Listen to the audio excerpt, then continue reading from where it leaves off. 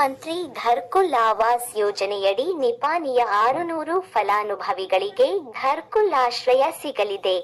ಶಾಸಕಿ ಶಶಿಕಲಾ ಜೊಲ್ಲೆಯವರು ತಿಳಿಸಿದರು.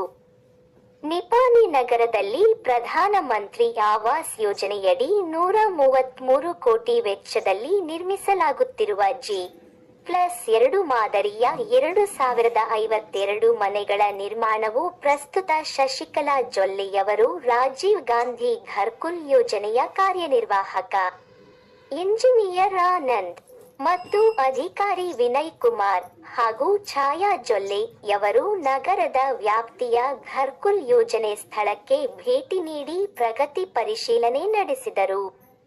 ಪ್ರಧಾನಮಂತ್ರಿ ಆವಾಸ್ ಯೋಜನೆಯಡಿ ಮತ್ತೆ 21 ಕೋಟಿ ಮಂಜೂರಾಗಿದ್ದು 600 ಮನೆಗಳು ಅಂತಿಮ ಹಂತದಲ್ಲಿದ್ದು, ಹೆಚ್ಚುವರಿ ಮೂಲ ಸೌಕರ್ಯ, ನೀರು, ರಸ್ತೆ, ಚರಂಡಿ, ವಿದ್ಯುತ್, ಇತರೆ ಕಾಮಗಾರಿಗಳನ್ನು 2 ತಿಂಗಳೊಳಗೆ ಪೂರ್ಣಗೊಳಿಸಿ ಅಧಿಕಾರಿಗಳಿಗೆ ಸೂಚಿಸಲಾಗಿದೆ.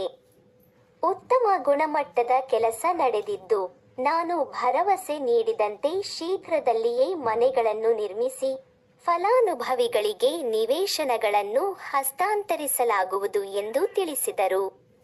ಈ ಸಂದರ್ಭದಲ್ಲಿ ಫಲಾನುಭವಿಗಳು ಹಾಗೂ ಪಾಲಿಕೆ ಆಯುಕ್ತರು, ಅಧಿಕಾರಿಗಳು, ನಗರಸಭೆಯ ಸದಸ್ಯರುಗಳು ಉಪಸ್ಥಿತರಿದ್ದರು.